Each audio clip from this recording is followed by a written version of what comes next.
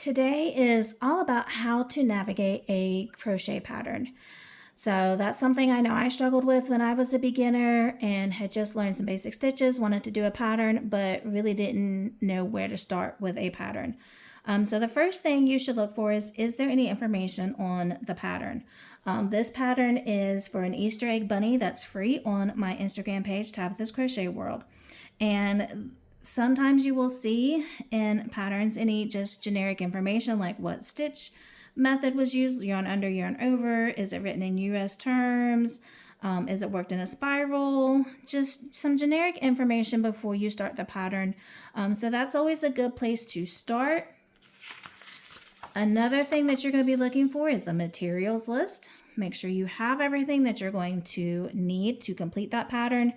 And then abbreviations. So these are the ones that I used in this particular pattern. Most of them are pretty standard, like SC for single crochet or HDC for half double crochet. You typically won't see an explanation of how to make those just basic standard stitches in any pattern. You're generally not going to see those. You will sometimes see if there is a special stitch or not so common stitch used, like in this one I used a puff stitch, so I did include an explanation for how to take and complete that stitch. From there you get straight into the pattern itself, so let's take a look at it. So you're going to see R typically for round, and then you see all the round numbers. So round 1, this one goes all the way through round 13.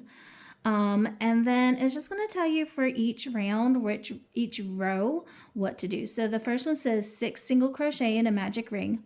And then at the end, in parentheses, I've got the number 6. That is the stitch count. So that means at the end of the row, you're going to have 6 stitches. So that's pretty common in patterns. You're going to see we put the stitch count at the end of the row, so you can always check and make sure that you have the right number of stitches, especially for those bigger projects. Mistakes can easily be made. Definitely always count as you make your stitches, or when you get to the end of the row, make sure that your stitch count is correct. Round 2 says increase a round, so that just means you're putting an increase in each stitch, and it doubles our stitch count to 12. And then round 3, single crochet around. That is sometimes can be different in different patterns. I like to just say single crochet around. I have seen it where people just say 12 single crochet. It just kind of depends on the artist who is designing the pattern, but it means the same thing. 12 single crochet is the same thing as single crochet around. It just means you're putting a single crochet stitch in each stitch from the previous round. You can see our stitch count did not change. In round 4, it goes a little bit more complicated. So we have single crochet, comma, increase, and then I wrote repeat around because that's just what makes sense for me. So basically what that means is you do a single crochet, and then in the next stitch you do an increase, and then you do another single crochet, and then an increase, and you just keep on repeating that pattern all the way around until you end the row with 18 stitches. Now I have seen this to where people have it in parentheses, and then they'll do like an X for times, and then say like times 2 or times 3. That means you're just repeating that set of stitches over and over for that number of times. So that's another common way that you might see it instead of seeing repeat around. So let's take a look at row 7.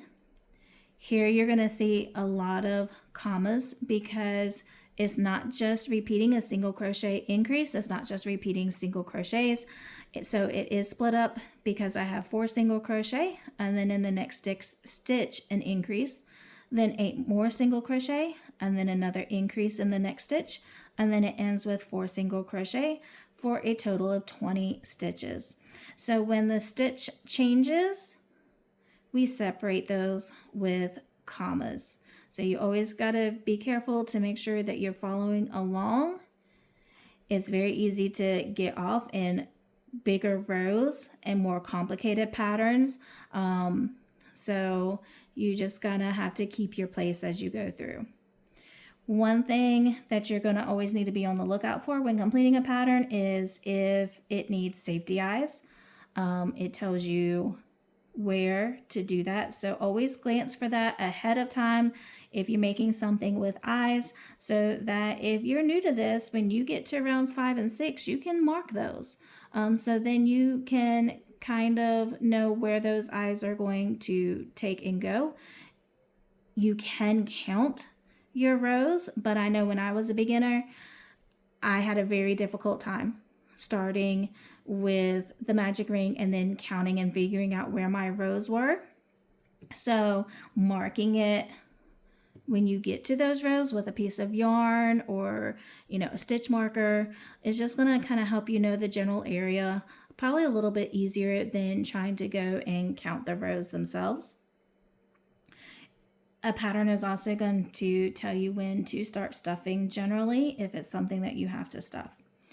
Now down here at the bottom, this is at the end, we've decreased, it's gotten smaller, and there's 5 stitches left. You're never going to completely close the hole with stitches.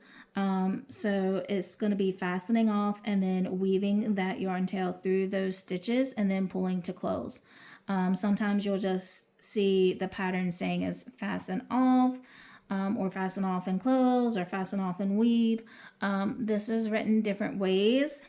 Some are really short, just saying fasten off without much of an explanation, but that's basically what you do when you get to that last little hole with just a few stitches left. You have to take and weave that yarn tail through and then pull it to close and then weave in the ends also. Another thing that you can look for in patterns are pictures.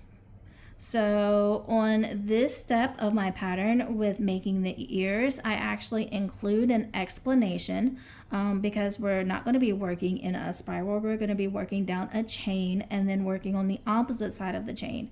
So when I get to the end of row 1, I just have the word turn.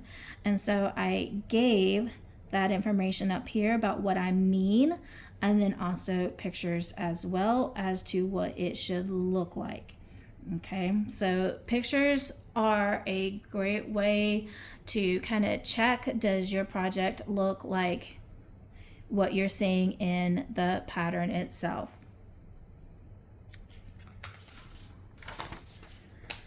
So the last part of my pattern is doing the tail. So you can see I don't even have a round on here. So this is just an explanation because it's just doing one little stitch, it's doing the puff stitch. So there aren't any rounds to complete. So just looking for the explanations for certain parts of patterns possibly. And then again, making sure that there's a picture that kind of shows you those harder steps or what it should look like. To make sure that when you do it that yours matches the pattern. So this is it for how to read a crochet pattern. I hoped that the introduction to it helps you a lot as you continue on your crochet journey. I'm always available on Facebook and Instagram. If you have any questions, please send me a message. I will be more than happy to try to help in any way that I can.